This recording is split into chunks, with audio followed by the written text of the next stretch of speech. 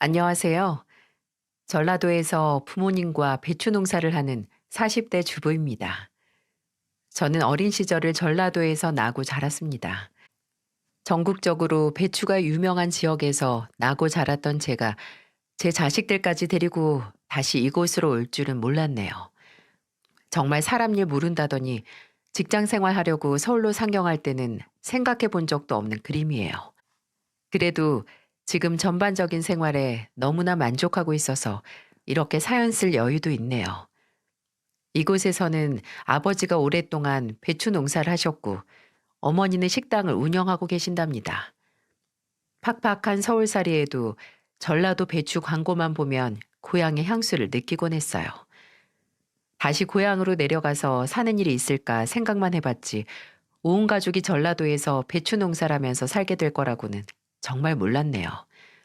왜 그런 말이 있잖아요. 서울에서 10년 이상 살던 사람은 서울 떠나면 살기 힘들다는 말이 있는데 막상 떠나오니 더 체질에 맞고 오히려 삶이 풍요로워졌다는 느낌이 들어요.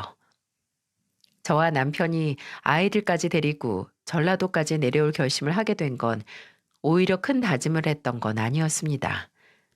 이런저런 일이 악재처럼 겹치면서 남편이 많이 지쳐 있었어요.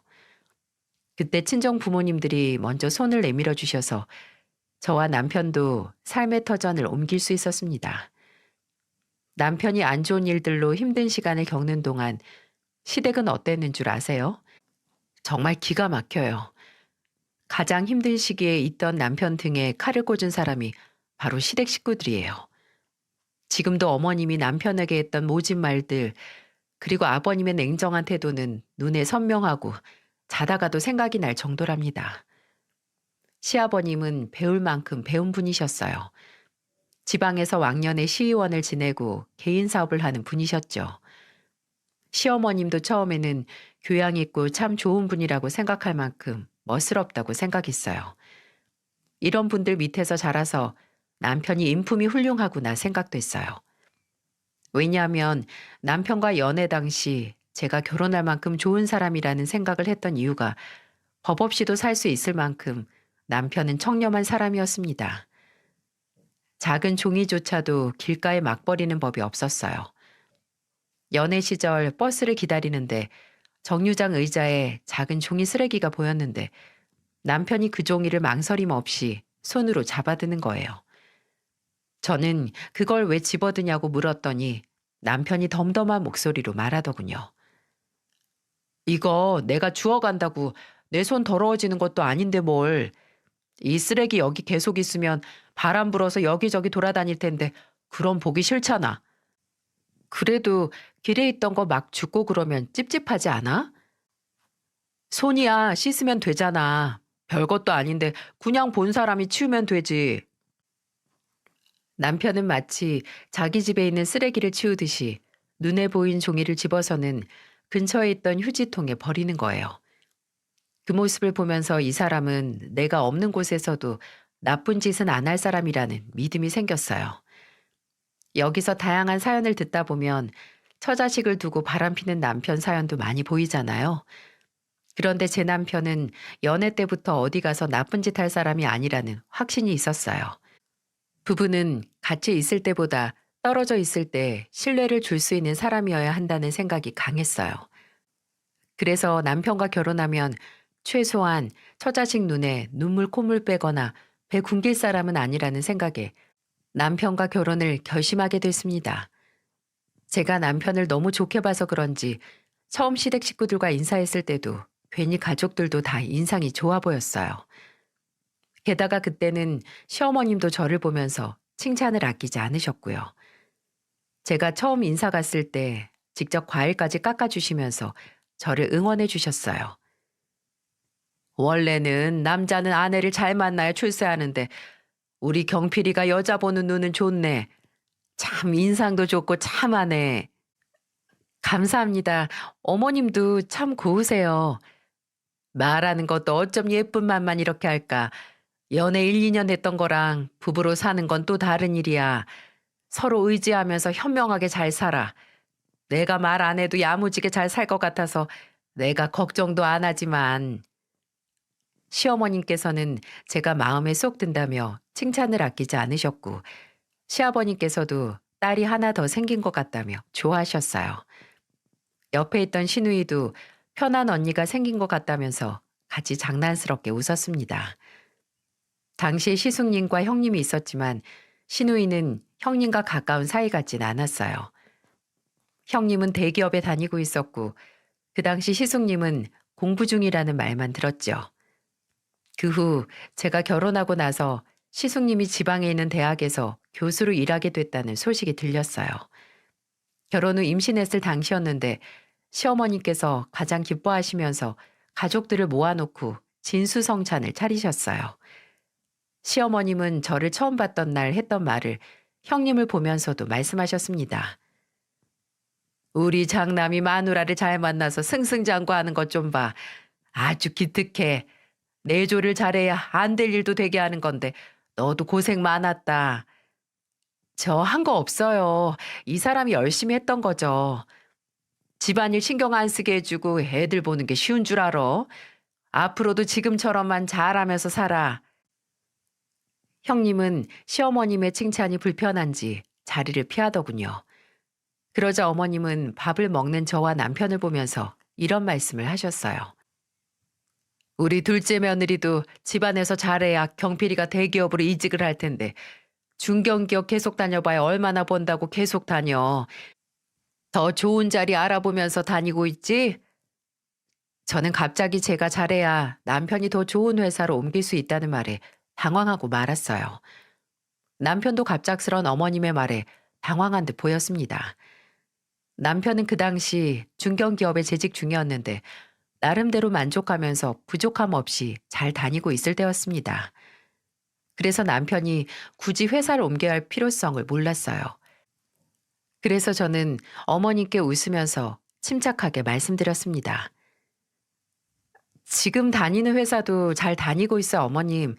이직하고 싶다고 하면 저도 당연히 응원해 주겠지만 잘 다니고 있어서 아직은 그런 생각이 없나 봐요. 저도 지금 회사 만족해요. 제 나이에 이직해봐야 똑같죠, 뭐. 제 말에 남편도 거들며 어머님께 말씀드렸어요. 하지만 어머님은 못마땅하신지 혀를 차며 저를 쳐다보셨어요. 그리고는 저를 보면서 지적하듯이 말씀하셨고요. 네가 그렇게 안일하게 말하니까 남편도 가만히 있는 거야. 돈 더 주는 회사가 당연히 더 좋은 거지. 남자 놈이 욕심이 있어야지. 잘 생각해봐. 애들은 돈으로 키우는 거야. 저와 남편은 어머님 말씀에 난색을 표했습니다. 하지만 어머님은 제가 못마땅하신지 계속해서 말씀하셨어요. 그때 시누이가 어머님 말씀을 가로막으며 말하더군요. 대기업 다니는 내 친구가 그러는데 돈 많이 주면 다 이유가 있다더라. 자기한테 맞는 자리에 있으면 된 거지. 대기업이라고 다 잘 다니겠어? 안 그래요, 새언니? 시누이는 어머님을 보며 말하다 형님을 보며 말했습니다. 시누이의 물음에 형님도 회사가 어딜 가나 다 똑같다며 둘러댔어요. 그렇게 어머님의 눈총을 피할 수 있었습니다. 그날 집으로 돌아가는 길에 소화불량으로 약을 사서 돌아갔어요. 어머님의 눈총에 불편했는지 소화불량이 왔나 보다 하면서 남편이 미안해 하더군요. 그래서 저는 집에 도착해서 남편에게 말했어요. 당신 이직하고 싶으면 편하게 말해. 나도 열심히 도와줄 테니까. 아니야. 난 지금도 마음 맞는 사람들이랑 일할 수 있어서 얼마나 좋은데. 회사는 일이나 돈보다 사람들이랑 잘 맞아 오래 다니지. 그래도 꼭 내 도움 필요하면 말해. 지금도 잘하고 있지만 당신은 뭘 해도 다 잘할 사람이니까.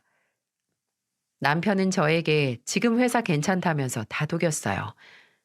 한 귀로 듣고 흘리기에는 어머님의 말이 가슴에 박히고 있었습니다. 그래도 저와 남편은 현재 생활에 만족하고 있었어요. 저와 남편은 아이도 둘이나 낳고 오순도순 가정을 꾸려나가고 있었죠. 하지만 어머님과 아버님께는 교수인 시숙님이 최고의 아들이었어요. 그날 이후로도 어머님은 남편을 보며 더 큰 회사로 옮길 생각 없냐며 묻곤 했습니다. 불편했지만 어른들 입장에서는 대기업이 더 좋은 회사니 그럴 수도 있다고 생각했어요. 하지만 마냥 행복하기만 한 집이 어디 있겠습니까? 법 없이도 사는 남편인데 회사에서 사내 따돌림을 당하는 일이 생긴 거예요.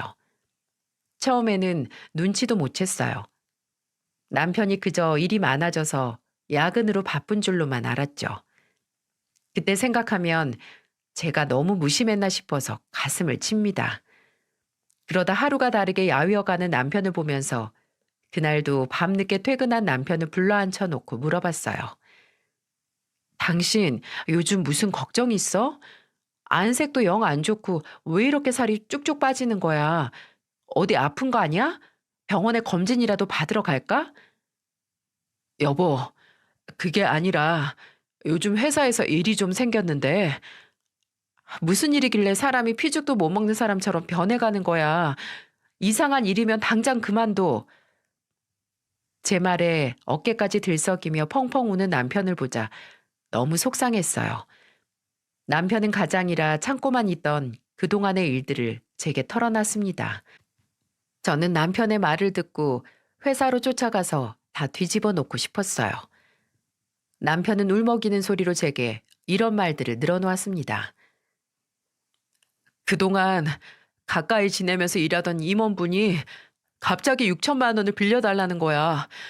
그래서 당연히 여윳돈도 없고 돈 거래는 곤란하다고 하니까 날 팀에서 완전히 배척시키더라. 팀에서 제일 높은 사람 눈밖에 나니까 팀원들도 날 외면하는 거야. 그동안 같이 일한 정이고 뭐고 아예 없는 사람 취급까지 하니까 내가 너무 힘들었어. 저는 남편이 털어놓는 말을 듣고 황당했어요. 뉴스로만 듣던 사내 왕따가 제 남편이 될 거라고 제가 상상이나 했겠습니까? 그동안 그저 바쁜 시기라서 남편이 야근이 많은 줄만 알았어요. 알고 보니까 남편은 그동안 퇴근 시간만 되면 업무를 과중하게 받았고 그 일마저도 임원이 출근하기 전까지 보고서로 만들어두라는 지시를 받았던 거예요. 임원이 퇴근 시간에 내일 아침까지 해달라는데 대충 하고 퇴근할 수 있는 직장인이 있을까요? 제 남편은 그 와중에도 일이라도 잘하면 다시 회사를 잘 다닐 수 있지 않을까 싶어서 최선을 다했던 거예요. 하지만 남편의 회사 생활은 좀처럼 나아지지 않고 있었습니다. 천성이 착했던 남편인지라 그동안 꾹꾹 참아오다가 제게 모든 걸 털어놓은 날 회사에도 임원을 고발했다고 하더군요. 저는 남편이 그동안 얼마나 힘들었을까 싶어서 꼭 안아주며 달래줬습니다. 저는 남편의 어깨를 두드리며 말했어요. 여보, 힘들면 언제든지 나와. 알았지? 나는 세상에서 당신이 제일 소중해. 그런데 당신이 계속 그 회사에서 다치고 있다고 생각하면 나도 같이 힘들어. 그러니까 꼭 더 못하겠으면 나한테 말해줘. 고마워, 여보. 그래도 내가 가장인데 회사에는 고발했으니까 조치를 취해줄 거야. 우선 해볼 때까지 해볼게. 그날 밤 남편과 저는 무슨 일이 생기면 꼭 말하기로 약속까지 하고서야 잠에 들 수 있었어요. 저는 남편이 회사 임원을 고발하면 어떤 징계가 내려지거나 팀이라도 이동시켜 줄 거라고 생각했습니다. 하지만 팀 이동도 시간이 걸렸고 해당 임원은 남편에게 보복성 업무를 더 가중시켰어요. 결국 회사에 고발하고도 남편의 일상은 달라진 게 없었습니다. 남편은 우울증에 불면증까지 시달리며 섭식 장애까지 생길 정도였어요. 담배나 술은 입에도 안 대던 사람이었는데 밤마다 소주를 마시고 어떤 날에는 담배 냄새가 잔뜩 배인 채로 집에 오곤 했어요. 그야말로 사람이 타락하는 게 이런 거구나 싶었습니다. 아무리 힘들어도 힘들다는 말은 잘 안 하던 남편이 매일같이 제게 하소연을 했어요. 이제는 회사에 희망이 안 보여. 내일은 더 힘들겠다는 생각밖에 안 들어. 남편의 말에 저는 마음이 찢어지는 듯 했습니다. 매일같이 회사가 두렵다는 말과 더 이상 그만 살고 싶다는 말의 반복이었어요. 한 번은 남편이 일요일 저녁에 제게 이런 말까지 했습니다. 뉴스에서 회사 때문에 자살하는 사람들 이해가 안 갔는데 이젠 얼마나 힘들었을까 싶더라. 나 더는 회사 못 버티겠어. 회사에 건의도 수차례 했는데 바뀌는 게 없어. 이대로는 내가 죽을 것 같아. 당신, 내일 당장 가서 회사 그만둬. 당신이 건강해야 우리 가족도 있는 거지. 그놈의 회사가 뭐라고. 그딴 회사 당신도 필요 없다 하고 당장 사표 날리고 내일 바로 나와. 알았지? 미안해. 내가 이렇게 너무 나약해 빠져서 당신한테 부담만 주는 것 같아. 회사가 거기만 있는 것도 아니고 우리 아직 젊어 여보. 애들 초등학교 입학 전까지는 시간도 있으니까 너무 부담 갖지 마. 그리고 그 정도 회사 다녔던 당신이 능력이 없겠어? 충분히 더 좋은 회사 갈 수 있어. 내가 도와줄게. 가족이 있는데 뭐가 걱정이야. 아무 걱정 말고 그만두고 나와. 제 말에 남편은 눈물을 쏟아냈어요. 저는 남편이 펑펑 울 수 있도록 등을 다독여줬습니다. 그동안 이 착한 사람이 얼마나 속이 상했을까 마음이 아팠어요. 아무리 살아가는데 돈이 중요하다지만 사람만큼 중요한 게 있을까요?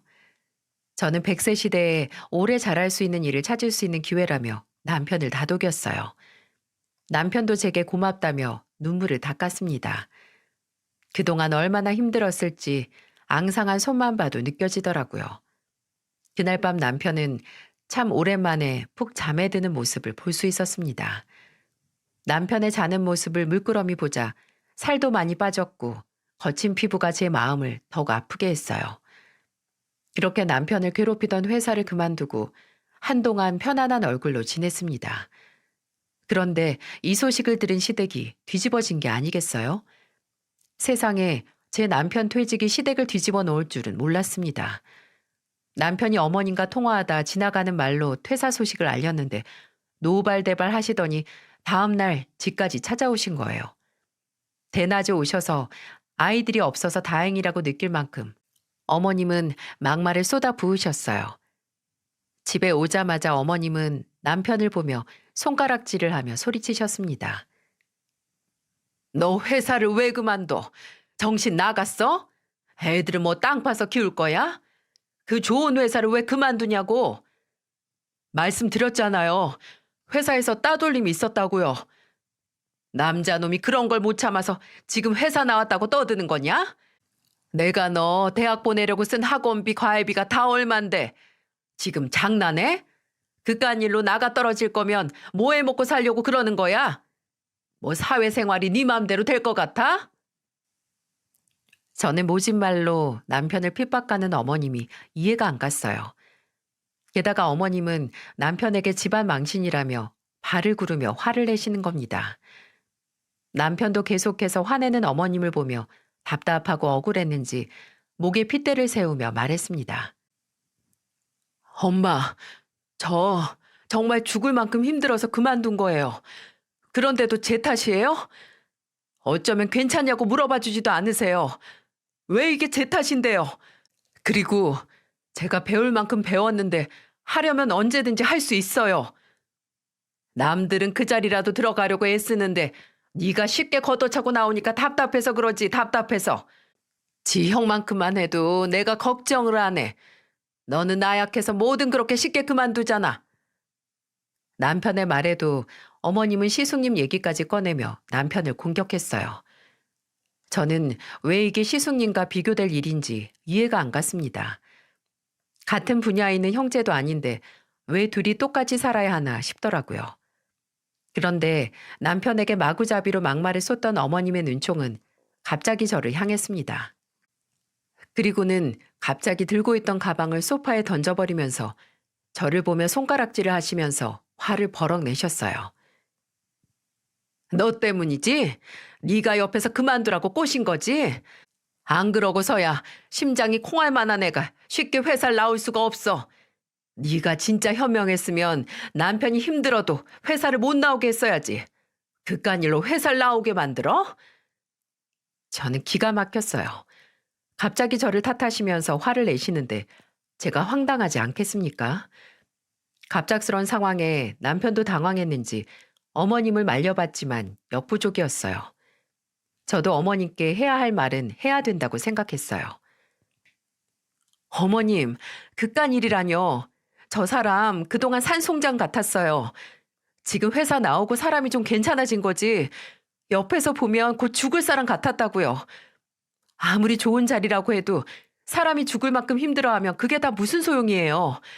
그리고 저번에는 더 큰 회사로 옮기라고 하셨잖아요. 다니면서 옮기라는 거지. 누가 때려치고 나오래? 젊은 사람도 취업 못하고 있는데 다 늙은 아저씨를 누가 데려다 쓸 건데.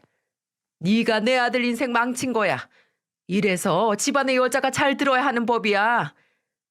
어머님 걱정하시는 건 아는데요. 저희도 다 생각이 있고 계획이 있으니까 그만하시고 계속 화만 내실 거면 돌아가 주세요. 저의 단호한 태도에 어머님은 기가 막히다는 듯 더 역정을 내셨어요.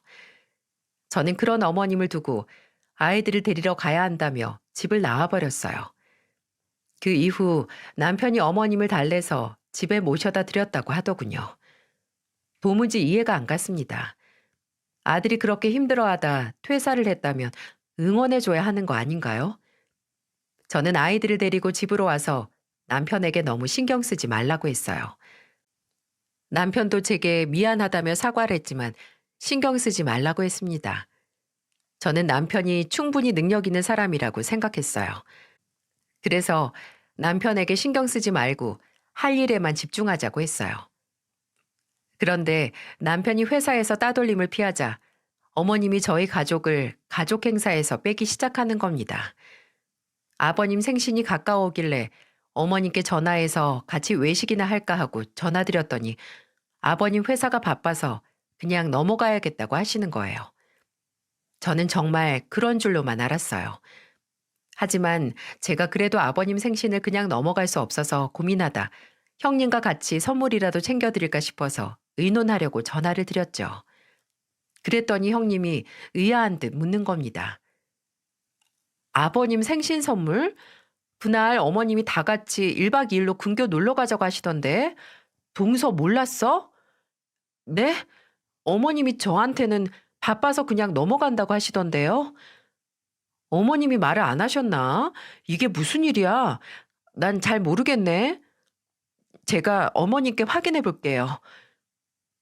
형님도 저만큼 당황하셨는지 횡설수설 하시길래 제가 어머님께 전화를 드리겠다며 전화를 끊었습니다. 가슴이 쿵쿵 뛰기 시작했어요. 아무리 그래도 그렇지 이런 식으로 가족 행사에 저희 가족을 빼버릴 줄은 몰랐거든요. 그래서 떨리는 마음을 진정시키고 어머님께 전화를 드렸습니다. 어머님께 자초지종을 말씀드리자 어머님은 별거 아니라는 목소리로 제게 말하시더군요. 지금은 황당합니다. 되려 제게 쏘아붙이듯 어머님은 이런 말씀을 하셨어요. 너네 가족이 와서 밥만 먹고 가려고? 돈도 못 버는데 빈손으로 와서 밥만 먹고 가는 꼴을 어떻게 보니? 그냥 집에서 빨리 회사나 알아봐. 애들 보기 창피하지도 않니? 그러니까 너라도 대기업 같은 회사 다녔으면 좀 좋아? 어머님, 그래도 그렇지 이런 식으로 하시는 건 정말 아닌 것 같네요. 그럼 너희 아버님 생신이라고 뭐 해올 건데? 네 형님은 아버님 양복 한 벌 맞춘다더라. 너네는 입에 풀칠하기도 바쁘잖아. 이래서 내가 직업부터 학교까지 다 따져서 며느리 들여야 된다는 거야. 어머님의 말씀에 온몸이 부들부들 떨렸어요. 아이들을 낳고 주부로 있던 제가 못마땅하셨는지 남편이 놀면 나가서 너라도 일이라도 하라며 핀잔을 주시는 겁니다. 정말 이런 식으로 대놓고 차별하실 줄은 몰랐어요. 그리고 아버님 생신이라고 저희도 나름대로 준비하고 생각했던 게 있는데 어머님이 이렇게 말씀하시니 저도 괜히 하기 싫어졌어요. 그래서 어머님께 강하게 말했습니다. 네, 그럼 저희는 안 갈게요. 가봐야 애들이 좋은 모습 보고 배울 것도 없을 것 같고 아버님 생신이라 두 분 용돈이라도 챙겨드리려고 준비했었는데 그냥 안 가는 게 낫겠네요. 저는 어머님 전화를 그대로 끊어버렸어요. 처음에는 어머님이 남편이 취업을 못하게 될까봐 걱정하는 마음에 화내는 거라고 믿었습니다. 하지만 이제 보니까 시숙님 식구와 저희들을 비교하고 있더군요. 저도 모르는 사이에 어머님의 저울 위에 올라간 것 같았어요. 그때부터 어머님은 더 노골적으로 저와 형님을 비교하면서 무시하셨습니다. 이건 시작에 불과했어요. 새해라서 온 가족이 모인 자리에서도 어머님은 제 아이들까지 신경 쓰는 척 하시면서 무시하셨죠. 형님은 워낙 아이들 교육에 관심이 많았어요. 물론 시숙님도 아이들 교육이라면 본인들 일 제쳐두고 나서는 분들이었습니다. 하지만 아이들 교육에 정답이 있을까요? 저희는 그저 아이들이 배우고 싶다는 게 있다면 사교육을 등록해주곤 했어요. 그런데 갑자기 어머님은 새해부터 제게 아이들 학원은 제대로 다니고 있냐며 묻더군요. 남편이 회사를 그만두고 택배 일을 하고 있을 때였어요. 그러시면서 꼭 택배 일에서 밥은 먹고 사냐부터 시작해서 애들이 창피할 거라고 하시기까지 하셨어요. 남편이 택배 일을 하는 걸 못마땅해 하셨습니다. 부모로서 그럴 수 있겠지만 그래도 시작한 일인데 응원해 주는 게 맞지 않을까요? 저는 그렇게 생각하는데 이런 상황에 대해 어떻게 생각하시나요? 저라면 제 아들이 택배 일이라도 시작했다면 옆에서 응원해 줄 것 같거든요. 하지만 어머님은 그조차도 제 탓이라면서 제가 남편 발목을 잡는다면서 역정을 내셨습니다. 어머님은 시숙님이 교수로 일한다는 게 제일 자랑인 분이셨어요. 그러니 제가 내조를 잘해서 남편이 사회생활 할 수 있도록 해야 된다고 눈치를 많이 주셨어요. 사실 시숙님도 교수긴 해도 지방에 있는 이름도 모를 학교에서 강의하고 계셨어요. 그래도 그 교수라는 직함이 좋으셨던 거예요. 그날도 어머님은 새해부터 저를 보며 애들 교육은 잘 시키고 있냐며 물으셨습니다.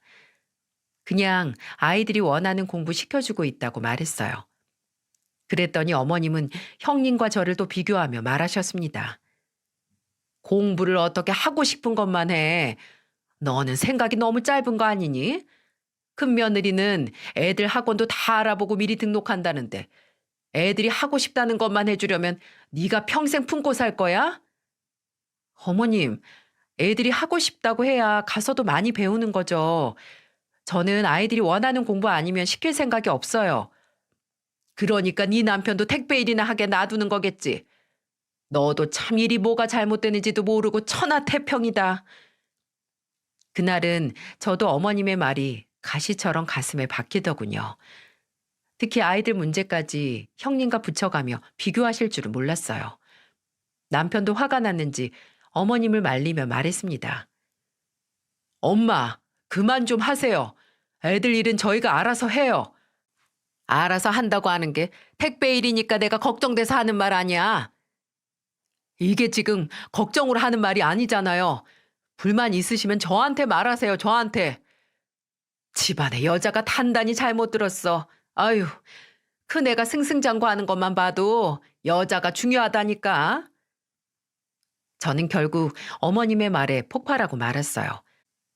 그 상황을 방관하는 아버님도 암묵적으로 동의하시는 것 같았습니다.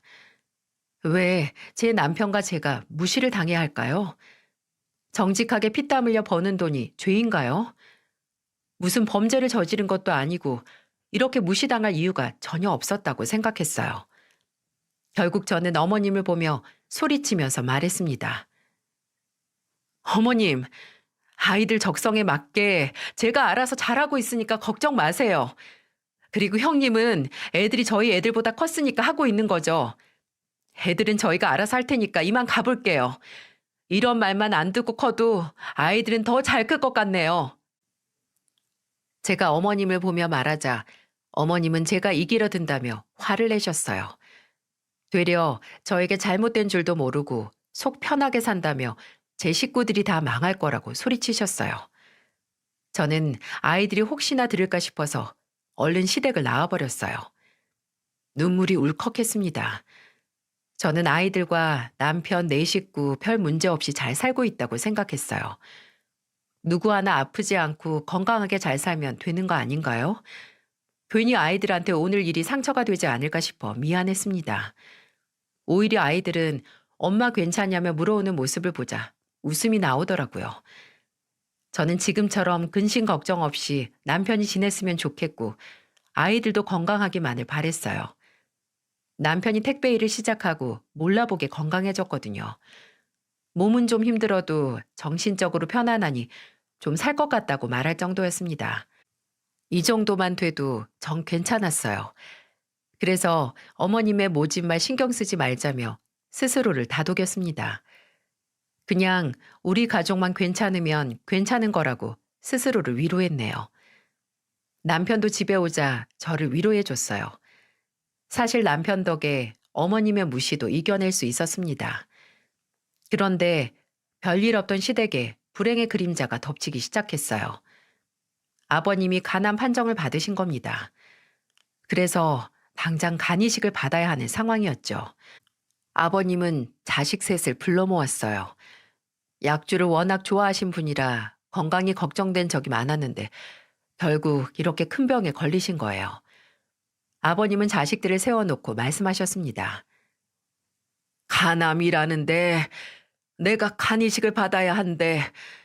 셋 다 검사받고 누가 나 이식 좀 해줄 수 있겠니?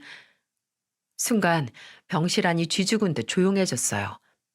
아버님과 어머님이 그렇게 아끼던 시숙님은 먼 산만보다 눈치 보면서 말했습니다. 요즘 세상에 간이식 잘못해주면 큰일 나요. 돈도 아니고 장기를 달라고 하면 어떤 자식이 주겠어요. 저 애가 둘인데다가 한창 돈 벌 때라서 애 엄마도 반대할 거예요. 차가운 시숙님의 말에 아버님은 어쩌고 하셨어요. 그런데 그때 남편이 나섰습니다. 갑자기 본인이 간이식을 하겠다며 나서는 거예요. 모두 놀라 있는데 홀로 침착하게 말했습니다. 제가 아버지 없었으면 이렇게 살아 있겠어요? 그러니 당연히 제가 해야죠. 여동생 부담 주고 싶지 않고 바로 검사해서 아버지한테 적합하다고 하면 제가 할게요. 그게 맞는 것 같아요. 남편의 말에 아버님은 울컥한 목소리로 말씀하셨어요.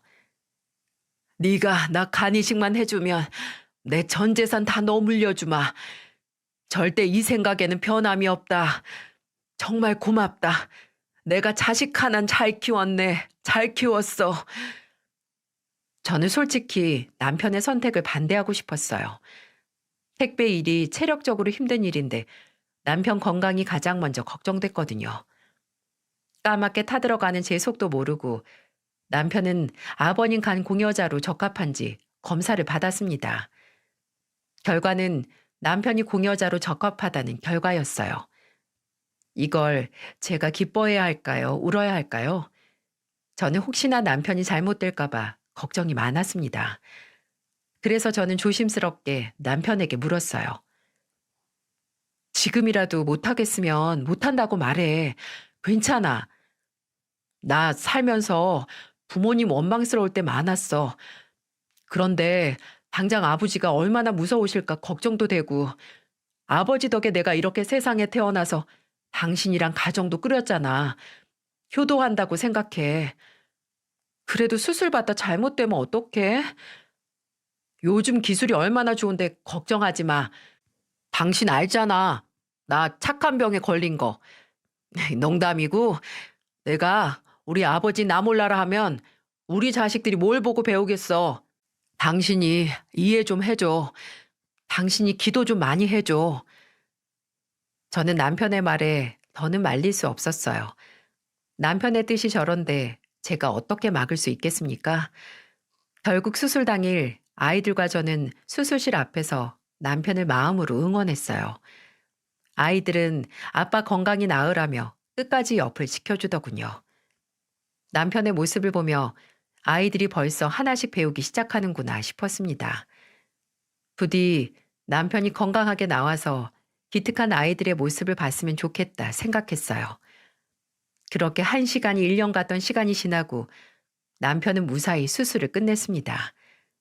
아버님도 간 이식 후 건강을 되찾아가고 계셨어요.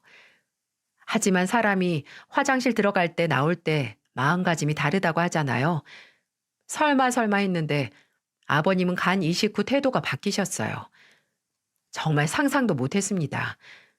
아무리 기술이 좋아졌어도 간을 떼준다는 건 큰 결심이잖아요. 그런데 아버님은 남편에게 고생했다며 500만 원을 주셨대요. 그런데도 남편은 서운한 내색 한 번 안 했습니다. 본인이 돈을 바라고 했던 일도 아니고 아버지만 건강하면 된다는 거예요. 그래도 남편은 내심 아버님의 태도에 상처를 받았는지 집에서 홀로 술을 마시곤 했어요.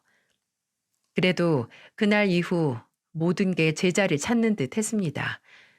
몇 년이 흐르고 아버님이 하시던 사업을 정리하고 남해의 바다가 보이는 전원주택으로 가서 노후를 보내겠다고 하시더군요. 그때 아버님 연세가 70 초반이었어요. 이제 쉴 때가 됐다고 생각하셨는지 다 정리하셨어요. 하지만 문제는 그때부터 시작됐습니다. 남편도 뒤늦게 알게 된 사실이에요. 어느 날 형님이 전화해서 제게 엉뚱한 질문을 하는 거예요. 이번에 아버님이 사업 정리하시면서 재산을 절반 주셨는데 절반치고는 금액이 조금 적은 것 같아서 동선에는 그때 간이식 해줘서 좀 더 받았어? 저는 처음 듣는 소리에 깜짝 놀랐어요. 형님은 제가 아버님께 뭐라도 받은 줄 알고 물어보신 거예요. 하지만 저는 금시초문이었어요. 결국 형님의 전화로 모든 사실을 알게 됐어요. 저는 혹시나 남편은 받은 게 있는지 남편을 불러서 물어봤습니다. 아버님이 시숙님한테 재산을 절반이나 주셨다는데 형님은 그것도 조금 부족한 것 같다고 하더라. 당신 알고 있었어? 뭐? 그게 무슨 말이야? 난 전혀 몰랐어. 나는 목숨 걸고 간이식까지 해줬는데 나 더 이상은 못 참아. 남편은 그때야 폭발하고 말았어요. 그동안 쌓였던 서름 때문에 남편은 남해까지 시부모님들을 찾아간 겁니다. 저 같아도 답답해서 지구 끝까지 찾아갔을 거예요. 남편은 도착하자마자 시아버님 앞으로 가서 큰 소리로 말했습니다. 아버지, 어떻게 저한테 이럴 수 있으세요? 그래도 집안에서는 장남이 잘 돼야 집안이 사는 거야. 너는 택배일 하는 주제에 그 재산 받아서 어디다 쓰려고. 당장 자기 밥그릇도 못 챙기는 자식한테 내가 뭘 줄 수 있겠어. 아버지, 저 목숨 걸고 아버지한테 간이식도 했어요. 그런데도 저한테 어떻게 이렇게까지 하실 수 있으세요? 내가 너한테 재산 물려주면 너 그거 어떻게 할 줄 몰라서 한순간에 다 잃을 게 뻔한데 그 꼴을 내가 어떻게 봐? 내가 죽으면 네 목숨 그때 줄 테니까 기다려. 당장은 절대 못 준다. 남편은 너무 억울해서 아버님께 실망을 금치 못했어요. 결국 허탈한 거 황당함에 아버님을 보며 소리쳤습니다. 저한테 전 재산 준다고 하시고서 500만 원 주셨을 때도 저 한마디 안 했어요. 저는 자식도 아니에요? 솔직히 네가 그동안 믿을 만한 행동을 했으면 내가 이렇게까지 했겠어? 너를 내가 뭘 믿고 투자를 해? 투자요? 저는요, 아버지 자식이에요, 자식. 돈이 아니고 사람이라고요. 힘들 때 도와드렸는데 저한테 왜 그러세요? 내가 그래서 죽으면 돈 준다잖아. 네 형은 돈이 필요하다고 하니까 내가 좀 준 거다. 남편은 시아버지의 말에도 아랑곳하지 않고 힘을 주면서 말했습니다. 그 돈 저 안 받을 거예요. 그 대신 누가 부모님한테 진정한 자식인지 생각해 보세요. 형은 아버지 아프다고 했을 때 가장 먼저 도망간 사람이에요. 이렇게 하신 거 반드시 후회하실 거예요. 저는 이제 앞으로 부모 없다고 생각하고 살 거예요. 다신 저한테 연락하지 마세요. 나도 너 같은 아들 필요 없어.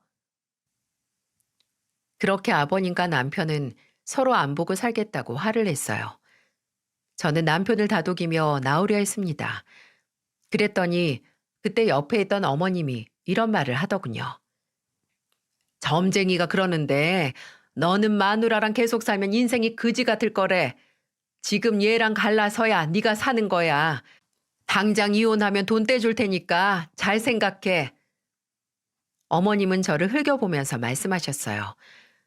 남편은 어머님의 태도에 질렸다는 듯이 말했어요. 또 점 보셨어요? 저는 그런 점쟁이보다 처자식이 더 중요한 사람이에요. 평생 점이나 보면서 사세요. 아들 다신 찾을 생각 마시고요. 남편은 매몰차게 집을 나와버렸어요. 한바탕 난리를 치고 집에 왔는데 뒤늦게 소식을 들은 시누이가 저한테 전화를 해서 하소연을 했습니다. 시누이도 맨날 큰아들만 감싼다며 불만이 많았어요. 정말 집안이 쑥대밭이 된 상태였어요. 겉으로만 보면 재산 상속의 문제지만 자세히 보면 그동안 시부모님의 자식 차별이 불러온 화근이었습니다. 그런데 시부모님이 뒤통수 제대로 맞는 일이 벌어졌어요. 바로 시숙님이 아이들을 데리고 캐나다로 이민을 간 겁니다. 정말 상상도 못했어요. 그동안 자식 교육에 신경을 많이 쓰고 있다는 건 알았는데 이렇게 다 갈 줄은 몰랐던 거예요. 게다가 아버님께 미리 받은 돈으로 갔을 줄은 상상도 못했어요. 그런데 뒤늦게 사태를 파악한 어머님은 저에게 전화해서 하소연을 하셨습니다. 이놈의 새끼가 우릴 배신했어. 어떻게 부모를 버리고 떠날 수가 있니? 나는 정말 이해를 할 수가 없다. 어쩌다 전화해도 바쁘다고 끊어버리고 손주 좀 보여달래도 애들 공부한다고 안 들려주고 우리를 완전 찬밥 취급해. 돈을 괜히 줬어. 저는 어머님의 하소연에 기가 막혀서 말했습니다. 저희랑은 인연 끊기로 하셨잖아요. 왜 저한테 하소연을 하세요? 살다 보면 부모 자식 간에 부딪힐 수도 있지. 이런 걸로 뭘 인연을 끊어. 이제 보니까 중간에서 내 아들 조종한 게 다 너구나. 마음대로 생각하세요. 이젠 저도 해명하고 싶지도 않네요. 남편이 어머님 용서하면 그때 저도 용서할게요. 하지만 애들 교육으로 작정하고 이민 간 시숙님 가족들이 시부모님을 뵈러 오는 일은 없었어요. 시간이 지날수록 어머님과 아버님은 둘만 남겨진 상태였습니다. 시누이도 그때 일로 전혀 찾아뵙지 않는다고 했고요. 그동안 저는 남편을 데리고 전라도 부모님 댁으로 가서 일을 시작했습니다. 제 사정을 전부 아는 아버지께서 남편에게 농촌 일을 배워보라며 제안을 해주신 거예요. 성실하고 우직한 성격의 남편에게 딱이었죠. 하다 보니 남편도 적성에 맞았는지 친정아빠와 환상의 호흡으로 일하고 있어요. 아이들도 자연을 보며 크니까 웃음도 많아지고 즐거워하고 있고요. 서울에 있을 때보다 온 가족이 10배는 더 웃고 즐겁게 살고 있어요. 그렇다고 시댁 식구들과 관계 변화가 있진 않았습니다. 시숙님은 캐나다로 간 뒤부터 아예 연락이 끊겨버렸어요. SNS나 메신저로도 연락이 닿질 않았고요. 그러니 시부모님들 속이 타들어갈 만했어요. 요즘도 명절만 되면 전화가 와서 두 분이서 똑같은 말을 하세요. 경치 좋은 곳에 와도 가족이 없으니까 너무 허전하구나. 이 늙은이들 불쌍하게 보고 한번 들려줄 수 없겠니? 내가 잘못했다. 남편은 아직도 시부모님들을 용서하지 않았어요. 그래서 전화가 올 때마다 남편은 강하고 단호하게 거절을 합니다. 캐나다로 가보세요. 형이 반겨줄 수도 있잖아요. 저는 아직도 지난날 두 분의 말이 가슴속에 남아있어요. 더 이상 저한테 이런 전화 하지 말아주세요. 여전히 부모님에게 서름이 가득한 남편이 시부모님을 받아들이지 않으니 저도 그저 지켜볼 수밖에 없었어요. 제가 중간에서 뭘 어쩔 수 없으니까요. 그래서 저한테 연락이 오면 남편에게 사과를 먼저 받으시라고 말하고 전화를 끊어버립니다. 전라도에서 제 친정과 가깝게 지내게 된 남편은 저희 부모님을 정말 친부모처럼 모시고 있어요. 저희 부모님도 남편의 지난날 선택을 모두 알고 계셔서 아들이다 생각하고 살고 있습니다. 정말 서울에서보다 100배는 더 살만해요. 옛말에 효심이 지극하면 돌 위에서도 꽃이 핀다고 하잖아요. 피를 나눈 가족이 아니더라도 가슴을 품으면 진정한 가족이 될 수 있다고 생각해요. 얼마 전에도 친정 식구들과 다 같이 모여서 밥을 먹는데 아버지가 이런 말을 하시더군요. 말년에 이렇게 장성한 아들을 볼 줄 몰랐는데 내가 복에 겨웠다, 복에 겨웠어. 제가 더 잘해야죠. 됐네. 지금처럼만 밥 잘 먹고 잠 잘 자고 잘 살자고. 우리 아들이 손이 빨라서 일이 금방 끝나. 워낙 장인어른이 잘 가르쳐 주셔서 제가 금방 배우나 봅니다. 남편과 아버지는 원래부터 가족이었던 사람들처럼 떠들고 지냅니다. 같이 일을 하다 보니까 그날 일이 어땠는지 대화도 하고 힘든 점은 없는지 서로 챙겨주고 있어요. 남편 성격상 어려운 말 못할 걸 알아서인지 아버지가 먼저 이끌어 주세요. 남편도 예전보다는 살이 많이 찌고 훨씬 보기 좋아요. 가끔 시누이가 놀러 오면 저희 엄마가 반찬도 챙겨주곤 하시고요. 절임 배추 사업도 하고 계셔서 김치도 넉넉히 담그셔서 나눠 먹는답니다. 오히려 저와 남편은 살만해졌는데 시부모님들은 너무 외로워 보이셨어요. 명절만 가까우면 아버님이 남편에게 전화를 더 많이 해서 하소연을 하세요. 남편은 아버님 전화에 대고 화를 내기까지 하더라고요. 그만 좀 전화하세요. 한 번 더 일방적으로 전화하시면 번호도 아예 바꿔버릴 거예요. 우리가 잘못했다. 제발 마지막으로 우릴 좀 봐줄 수 없겠니? 저도 마지막을 각오하고 20개 드렸잖아요. 목숨 걸고 했던 일이었다고요. 결국 남편과 시댁의 갈등은 깊어져만 갔고 해결될 것 같지 않았어요. 캐나다로 간 시숙님도 소식을 통 모르겠고요. 나중에라도 소식을 듣게 되면 사연튜브에 가장 먼저 알리겠습니다. 지금도 시댁과는 전혀 교류하지 않고 살지만 남편이 되려 편안해 보여요. 앞으로 관계가 어떻게 변할지 모르겠지만 더는 신경 쓰지 않으려고요. 남편이 자연스럽게 마음을 푸는 날 찾아뵙는 게 좋을 것 같네요. 긴 사연이지만 들어주셔서 감사드려요. 글이 길어졌지만 결론은 각자 위치에서 가족들과 행복했으면 좋겠습니다. 여러 위기를 겪어봤지만 가족만큼 의지할 수 있는 사이가 또 없는 것 같아요. 아무리 친한 친구라도 가족만 하겠습니까? 이 사연을 듣는 구독자분들 가정에는 평화만 가득하길 바라겠습니다.